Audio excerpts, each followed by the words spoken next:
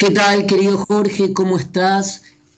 Sí, nos reunimos hoy para colocar junto a nuestros oyentes un nuevo libro en el anaquel de esto que imaginamos como una biblioteca ficticia que contiene libros de pensamiento y de filosofía judía.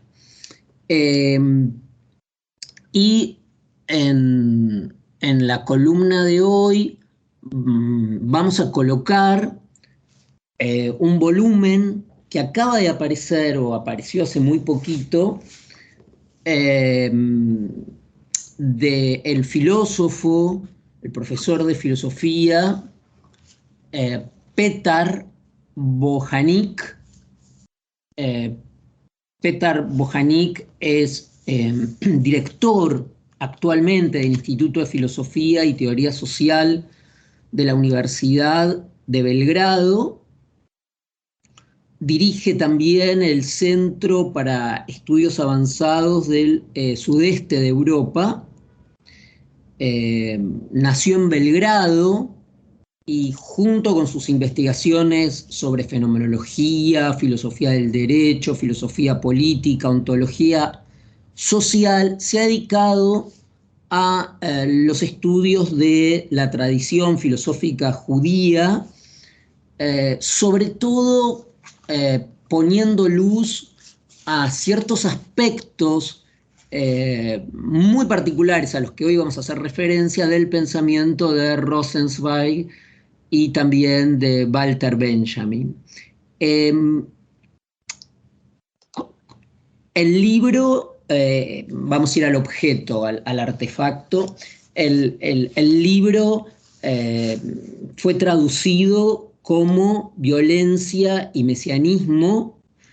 Fue traducido por otro filósofo, el profesor Navarrete, editado por Editorial Trota. Yo creo, voy a mirar ahora, que si no fue, sí, el año pasado, en el 2021. Lo que tiene de interesante, son muchas cosas las que tiene interesantes, pero lo que tiene particularmente interesante este libro, en mi opinión, libro que por otra parte reúne diversos ensayos de Bojanik. Es un libro, bueno, vamos a leer el índice. Es un libro que reúne ensayos. El primero es Violencia y Enfermedad, figuras del otro, figuras de Hegel. Luego Traducir la guerra en la paz, Quid pro quo, Amor al enemigo, La razón de la guerra, etc. Como vemos en esta somera enumeración de algunos títulos que componen el libro, las figuras dominantes del libro, más allá de la figura de los nombres propios de Rosenzweig, de Benjamin, de Buber, son las figuras de, por un lado, la violencia, que preside toda la lógica de estos textos, y la figura del enemigo. El tema de la violencia, o el problema de la violencia, es un tema que, por otra parte, está en el corazón de dos textos casi, no sé, por proponer una otra figura más, fundadoras de los estudios y los debates más interesantes del pensamiento filosófico judío del siglo XX.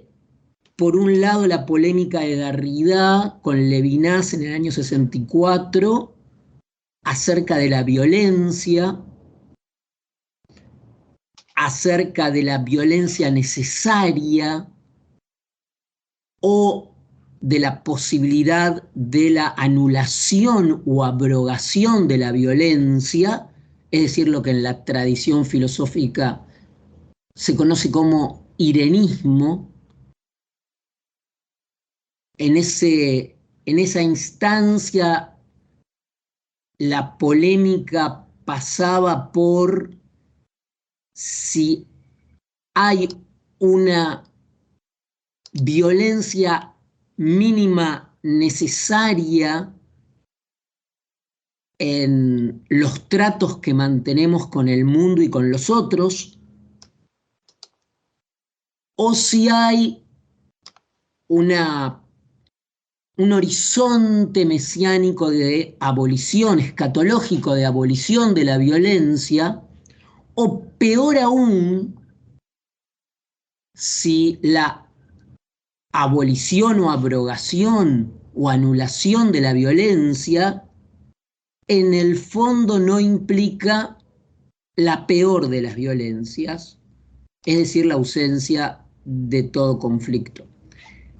Y esa, digamos, quizás, es una opinión propia, quizás podría ser una de las grandes discusiones de los mojones polémicos en el seno del ámbito de los estudios judíos o de la filosofía judía del siglo XX, del siglo pasado, y también otra, si no correspondiente, por lo menos semejante, que es aquella que levantó Walter Benjamin al distinguir entre una violencia mítica,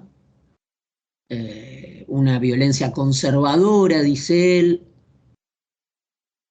y en cambio otra violencia divina, revolucionaria, etc. Sea como fuere, con esto quiero decir que esta cuestión de la violencia pertenece a la agenda, está profundamente ligada a la agenda filosófica judía del siglo XX.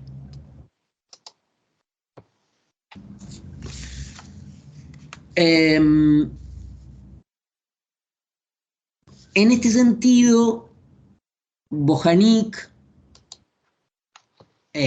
sigue, de algún modo, esto que someramente intenté presentar acá, pero complejizando aún más estas discusiones y de un modo, y acá sí califico, ya no describo, de brillante, de manera brillante.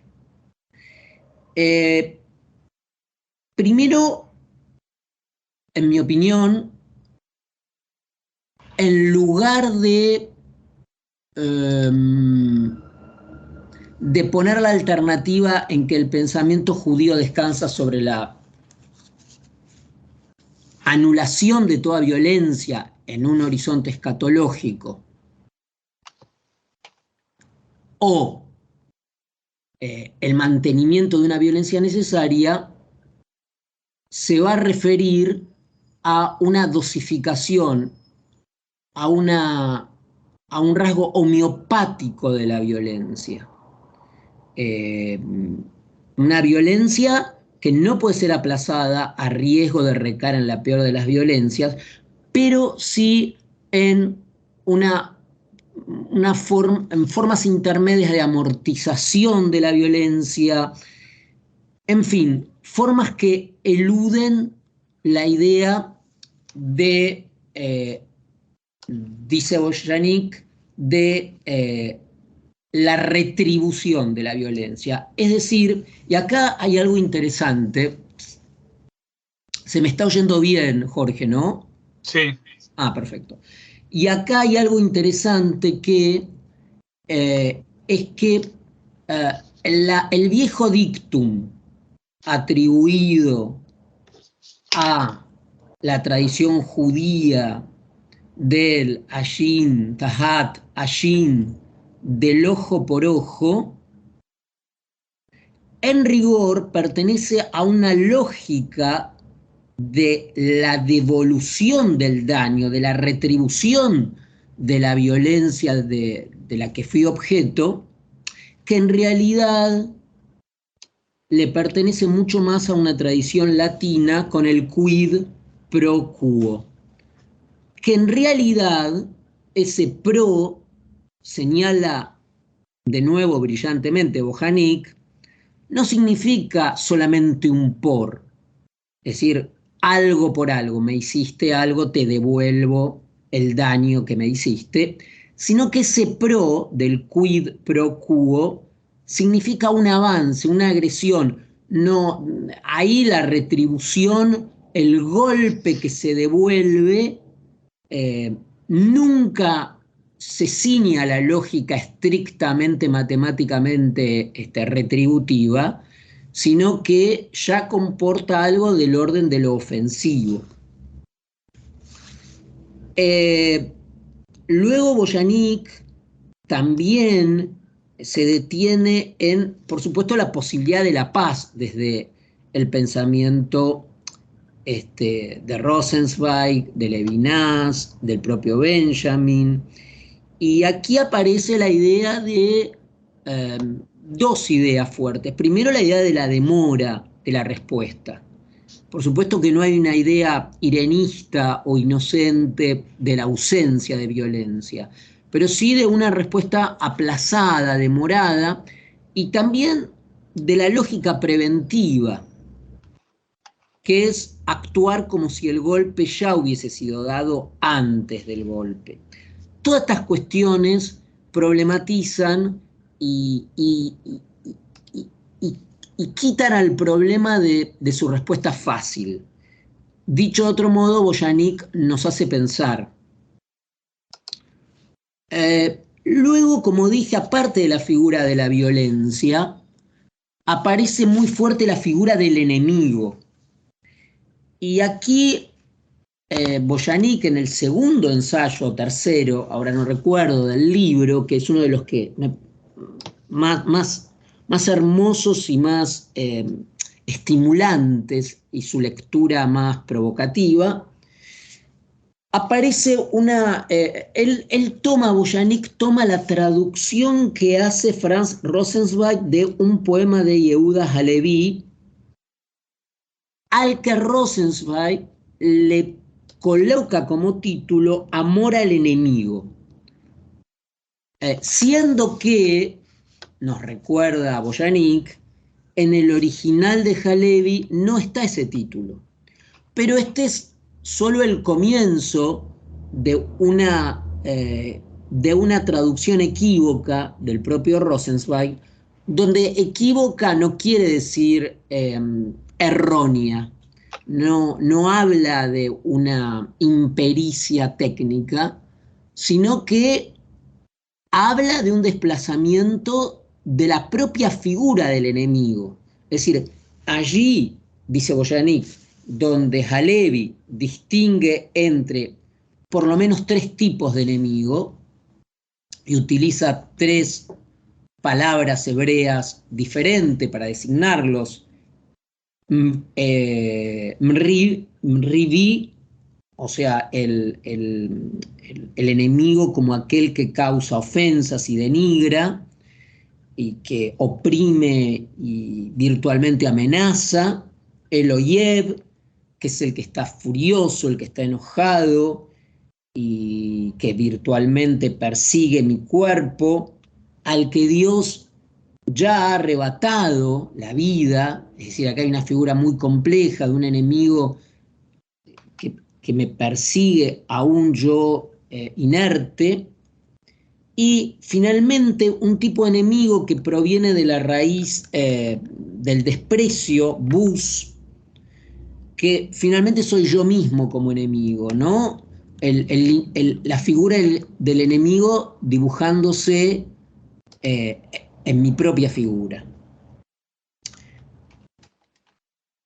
Para Boyanik, la traducción de Rosenzweig, por un lado, es una operación de reducción de estos matices y distinciones finas del propio Halevi, pero por otra parte, la perspectiva de Rosenzweig tiene la tiene la ventaja de que avanza hacia la idea del enemigo que es amado como un futuro hermano. Es decir, Rosenzweig se desvía hacia una crítica interesante al cristianismo, en cuanto el cristianismo una forma de asimilación prosélita del otro, asimilación que se lleva a cabo a través de una figura griega, luego paulinamente transformada, que es la figura de la conversión, la metanoia. Es decir, el enemigo, va a decir Rosenzweig, es amado, pero solo como un futuro hermano, es decir, a condición de una asimilación, de una reducción a mis propios esquemas.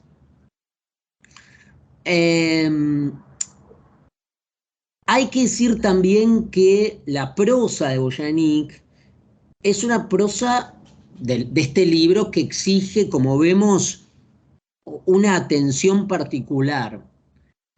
No tanto estar familiarizado con alguna